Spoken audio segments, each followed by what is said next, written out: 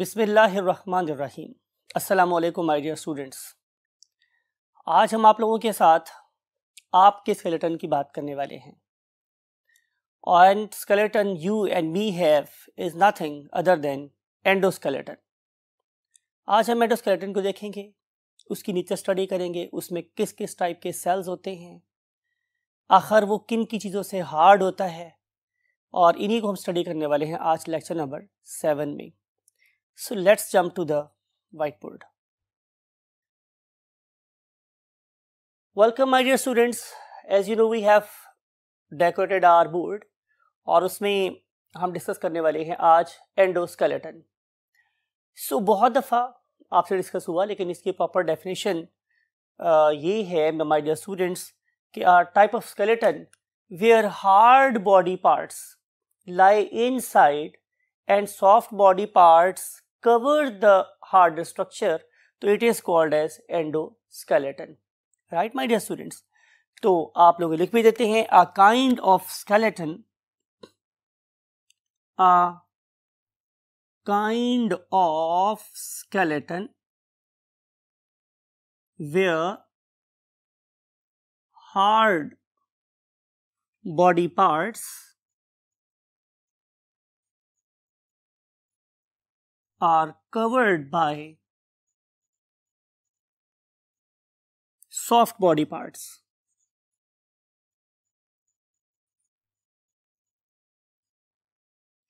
Right?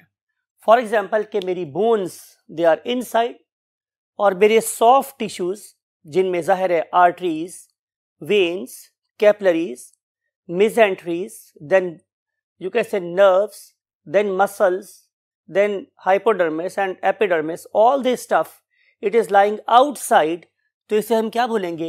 Endoskeleton. आपको पता है कि एंडो का मतलब क्या होता है? इनर और इनसाइड। इसके दो मतलब हो सकते हैं, एक को हम बोलते हैं इनर या हम इसे वर्ड यूज करते हैं इनसाइड, अंदर वाली साइड पे ढांचा प्रेजेंट है या हार्ड बॉडी पार्ट्स प्रेजेंट है। नेक्स्ट थिंग इज कि कौन कौन से टाइप्स ऑफ टिश्यूज हैं जो बेसिकली एंडोस्केलेटन को बना रहे हैं। तो आंसर इज मेरे पास दो चीज़ें हैं जो एंडोस्केलेटन बनाती हैं। उनमें से पहली चीज़ को हम नाम देते हैं हमारे स्टूडेंट्स बोन का, कि जो हमारी बोन्स हैं they are basically what? Tissues making endoskeleton. And other thing is none other than cartilage. तो we have got two types of what? Tissues. अब अगर कोई बंदा आपसे पूछ ले कि ये किस किस्म के टिश्यूज हैं, तो आप इन दोनों के आगे एक ब्रैकेट लगाएंगे और आप उसे बताएंगे कि both are basically connective tissues because they are being used to connect the bones together. तो हम इसे क्या बोलते हैं? Connective tissues. Right. Then we want to see the nature कि ये जो पर्टिकुलर मेरे पास एंडोस्केलेटन है वो किस किस्म का स्केलेटन है। तो आंसर इज कि इसमें दो टाइप्स की चीज़ें मौजूद हैं। उनमें से पहले को हम बोलते हैं नॉन लिविंग। राइट। तो जो मेरे पास नॉन लिविंग चीज़ें हैं वो क्या हैं? Definitely the matrix of bone. उसे हम क्या बोलते हैं? Matrix of bone. And that very matrix mean early skeleton, early ढांचा। And that very matrix is basically made up of collagen fiber, made up of collagen fibers. Plus इस part के अंदर किसी हद तक किसी एक टाइप में शामिल हो सकते हैं डेफिनेटली कैल्शियम और फॉस्फेट्स। तो यहाँ पे कैल्शियम भी हो सकता है और फॉस्फेट भी हो सकता है। That is basically non living part of the tissue.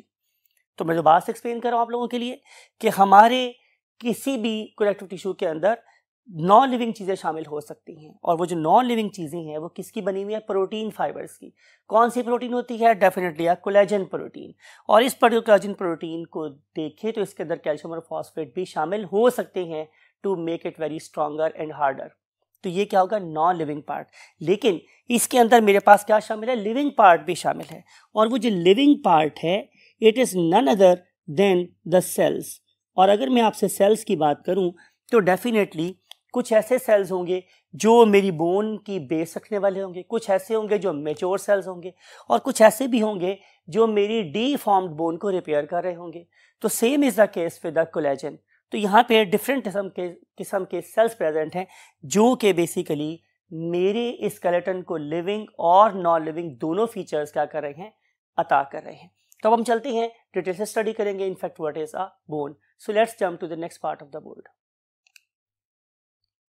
Yes my dear students, हम बात करेंगे कि हमारे पास बोन किस किस्म का टिश्यू है। तो आप फौरन जवाब देंगे कि सर ये एक कनेक्टिव टिश्यू है। तो 100% बात ठीक है। अभी लिखा था मैं लास्ट बोर्ड में कि it is nothing other than a connective tissue, कि अगर आप लोगों के इस पर्टिकुलर टिश्यू में कहीं ना कहीं ब्रेक आ जाता है तो जाहिर है राब्ता टूट जाएगा, मेरे स्केलेटन की मूवमेंट रेस्ट्रिक्ट हो जाएगी या होगी ही नहीं। तो therefore it is suppose to be a connective tissue. और अगर मैं आप लोगों से इसके कंपोनेंट की बात करूं तो डेफिनेट मैंने क्या बोला था, इट कंसिस्ट ऑफ 2 थिंग्स। उनमें से पहली चीज मेरे पास क्या है, फाइबर्स, और दूसरी चीज मेरे पास क्या है, सेल्स। तो ये 2 ही चीजें मेरी पर्टिकुलर बोन को बना रही हैं। अब हम देखेंगे कि मेरी बोन के कौन कौन से पार्ट्स हो सकते हैं। तो ऐसा करने के लिए हम इस एनिमेशन का सहारा लेते हैं। आप देखेंगे कि हम लोग यहाँ पे इस बोन को क्या कर रहे हैं, वर्टिकली कट कर रहे हैं, और अब हम इस बोन को हॉरिजॉन्टली कट कर रहे हैं। तो जब मैंने इस बोन को वर्टिकली कट किया तो बना vertical section of the bone, और जब मैंने इसको horizontally means at right angle to its length किया तो ये क्या बन गया, इसका क्रॉस सेक्शन। तो आपको नजर आ रहा है इन दोनों केसेस में कि इसके 2 पार्ट्स हैं। एक इसका आउटर पार्ट है, that very outer part is rigid and hard, it is non living. लेकिन अगर आप लोग देखते हैं इसके अंदर वाले पार्ट को, तो अंदर वाला पार्ट कैसा है, soft, spongy, and it is living. अगर आप इसको देखें तो आपको इसमें लाइफ नजर आती है, आपको इसमें सेल्स नजर आ रहे हैं। और आप यू नो वेरी वेल कि अगर मैं किसी सेल को नजर रखना चाहता हूं तो मुझे वहां पे ब्लड सप्लाई भी देनी पड़ेगी। तो मेरी बोन का जो इनर है it is provided with the blood supply, oxygen in cells को मिल रही है, CO2 यहाँ से ड्रेन हो रही है, प्लस इसी जगह पर मिनरल्स प्रोवाइड किए जाते हैं, कैल्शियम और फॉस्फेट तरह के जो बोन के मिनरल्स शामिल होते हैं, राइट। तो हम इस बात को लिखते हैं कि जो इसका आउटर पोर्शन है, outer part of the bone, it is non living. outer part of the bone is non-living, it is very much rigid and it is very hard। लेकिन जब मैं बात करता हूं इसके इनर साइड की, तो डेलिबरेटली मैं रेड से लिख रहा हूं कि इसका इनर पार्ट है एंड इट इज लिविंग, ये बिल्कुल लिविंग है, and it is soft and spongy, right. It consist of course cells, blood and nutrients।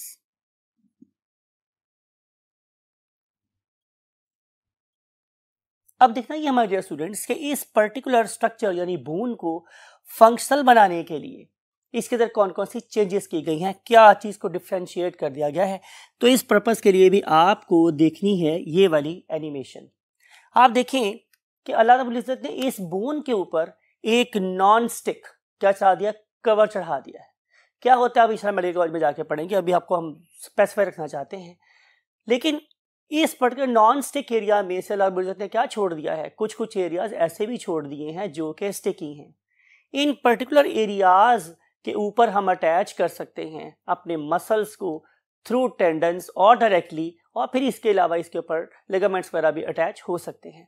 तो बोन का वो वाला part that is used to attach the muscles is sticky, ठीक है। तो यहाँ पे अल्लाह ने क्या बना दिया है, इसके स्टिकी एरियाज बना दिए गए, और इन पर्टिकुलर स्टिकी एरियाज के ऊपर हम अटैच कर सकते हैं डेफिनेटली मसल्स को, और या फिर हम अटैच कर सकते हैं किसको, टेंडन्स को, राइट माय डियर स्टूडेंट्स।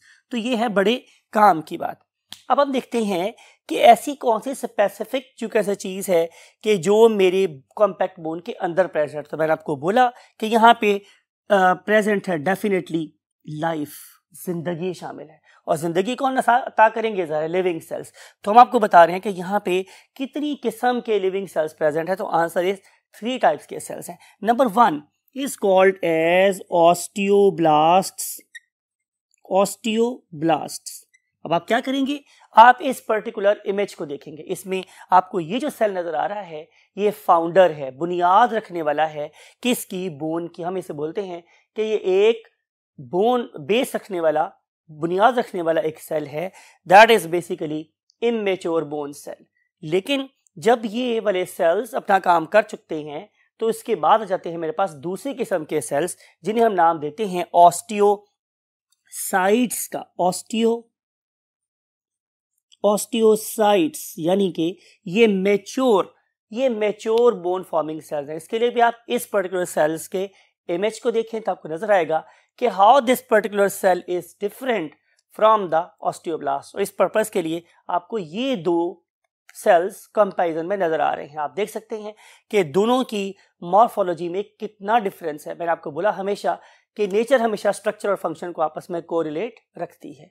और थर्ड टाइप के सेल जो यहाँ प्रेजेंट हैं, they have their own very fantastic job, and that very fantastic job अभी बताते हैं आप लोगों से।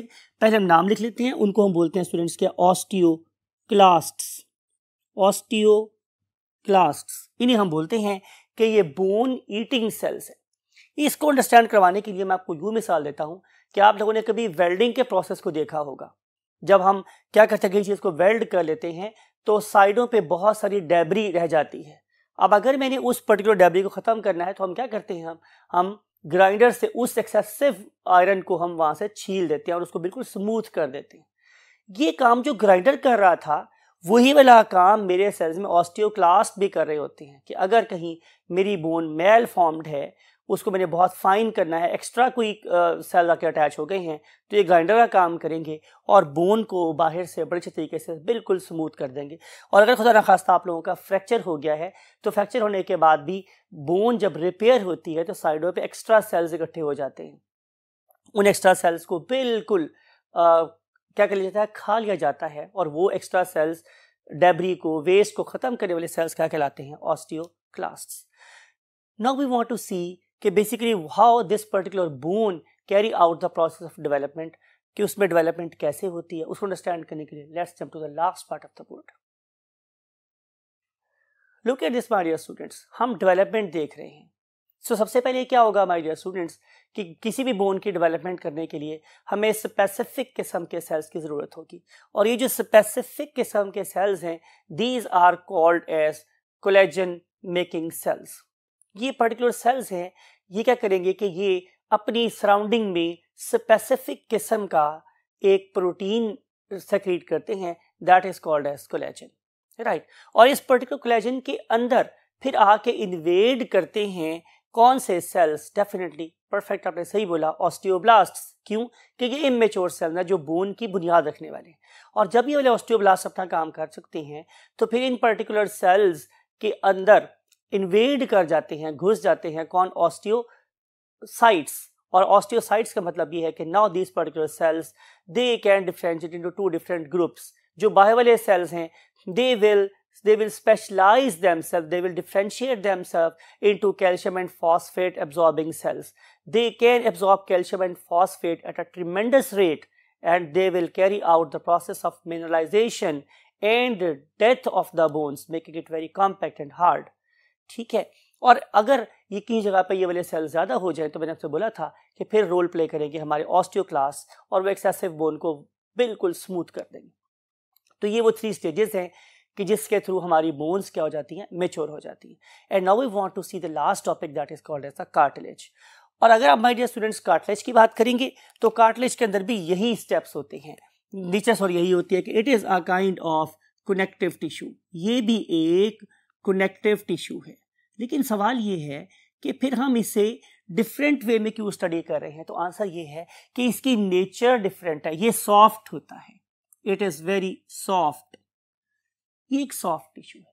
और अगर आप लोग इसकी कंपोनेंट्स की बात करेंगे तो इसके अंदर बेसिक कोलेजन फाइबर ही होता है सिर्फ, राइट। इसके अंदर किसी किस्म का कैल्शियम और फॉस्फेट डिपॉजिट नहीं होता। तो जाहिर जब सिंपल कोलेजन फाइबर होगा, कैल्शियम और फॉस्फेट डिपॉजिट नहीं होंगे, तो इसकी नेचर कैसी हो जाएगी, सॉफ्ट हो जाएगी। अगर हम इसकी अकरेंस की बात करें तो हमारी बॉडी में 2 जगह कैरेक्टरिस्टिकली ऐसी हैं कि जहां कार्टिलेज पाई जाती है। नंबर वन है at the ends of the bones, at the ends, सिरों पर, किस चीज के, बोन्स के। तो ये है इसका पहली अकरेंस। इस पर्पस के लिए आप लोग इस पर्टिकुलर बोन को देखिए जो आपको नजर आ रही है, और इस पर्टिकुलर बोन के दोनों एंड्स पे ये सॉफ्ट कैप्स लगी हुई हैं, these are called as definitely cartilage caps. ये जितनी बोन सॉफ्ट होगी उनकी मूवमेंट में फ्रिक्शन का एलिमेंट उतना ही कम हो जाएगा। तो नेचर ने फ्रिक्शन को रिड्यूस करने के लिए क्या किया, डेफिनेटली इसके ऊपर बोन्स, इसके ऊपर कवर अटैच कर दिया, किसके, कार्टिलेज के। प्लस ये हमारे पास कार्टिलेज की दो जगह और है जहां ये पाई जाती हैं, उनमें से एक है my dear students, number 1 is your nose. आपके नोज की जो टिप है ये भी किसकी बनी हुई है स्टूडेंट्स, कार्टिलेज की बनी हुई। You can look at this, we can move, हम इसे मूव कर सकते हैं, this one it is made up of cartilage. फिर इसके अलावा आपके चेहरे पर एक और चीज है, that is called as the pinna of ear, external ear भी बोलते हैं हम इसे। तो आप लिख सकते हैं next thing is external ear, यहां पे भी यही पाई जाती। और इसके अलावा ये पाई जाती है आपके एपिग्लॉटिस में, इसके अलावा ये पाई जाती है ट्रेकिया के सी शेप, आपको याद रहे चैप्टर नंबर 13 पार्ट 1 का कि वहां पे सी शेप कार्टिलेज रिंग्स थे, तो वहां पे ये पाई जाती है। तो मेरी बॉडी पे डिफरेंट जगहों पे ये चीजें पाई जाती हैं। आइए हम देखते हैं कि इनको बनाने वाले कौन कौन से सेल्स हैं। तो जाहिर है एक होंगे मेरे पास क्या, कॉन्ड्रोब्लास्ट्स। क्या होंगे भाई डियर स्टूडेंट्स, कॉन्ड्रोब्लास्ट्स। तो नेम इंडिकेट कर रहा है कि ये इमेच्योर कार्टिलेज सेल्स हैं, कॉन्ड्रोब्लास्ट्स।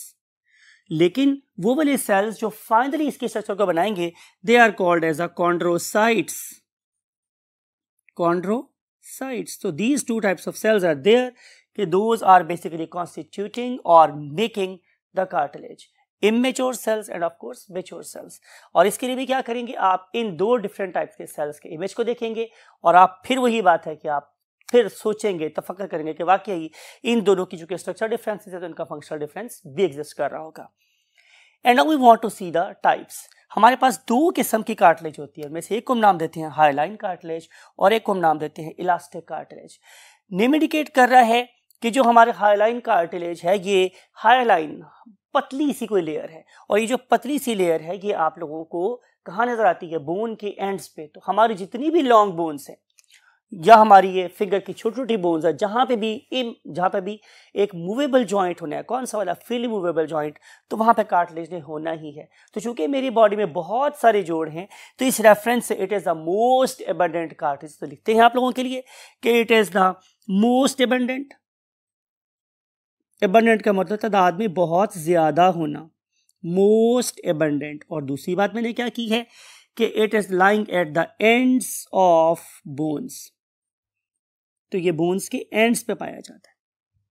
एंड लास्ट थिंग, जब हम इलास्टिक की बात करेंगे तो it is present at the tip of the nose, tip of nose, and plus it is present in pinna of year. Pinna आप जानते हैं कि ये हम लोग किसकी बात करेंगे, एक्सटर्नल ईयर्स की बात करेंगे।